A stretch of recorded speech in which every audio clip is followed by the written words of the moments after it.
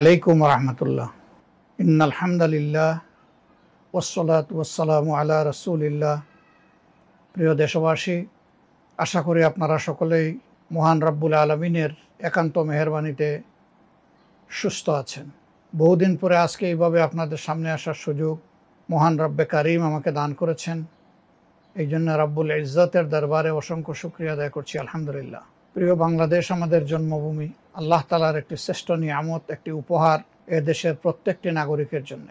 দেশকে আমরা ভালোবাসি এবং দেশকে নিয়ে, জাতিকে নিয়ে আমরা সকলেই চিন্তা করি। আজকে একটি বিশেষ বিষয় আপনাদের সামনে আমি হাজির হয়েছি।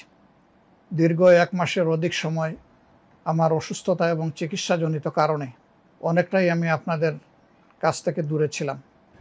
আমরা সকলে অবহিত আছি, গতকাল বাংলাদেশের সর্বোচ্চ বিদ্যাপীঠ, 104 বছরের ঐতিহ্যবাহী বিশ্ববিদ্যালয়, যেটাকে একসময় প্রাচ্যের অক্সফোর্ড বলা হতো, ঢাকা বিশ্ববিদ্যালয়ের কেন্দ্রীয় ছাত্র সংসদ নির্বাচন এবং হল সংসদ সমূহের নির্বাচন অনুষ্ঠিত হয়েছে।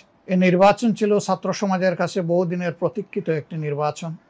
কার্যত 90 সালের পরে এরকম একটি নির্বাচন ঢাকা বিশ্ববিদ্যালয়ের ছাত্রছাত্রীরা পায়নি। 19 সালে একটি নির্বাচন হয়েছিল স্বৈর শাসন আমলে। এ নির্বাচন ছিল সাজানো, পাতানো এবং কঠোরভাবে নিয়ন্ত্রিত।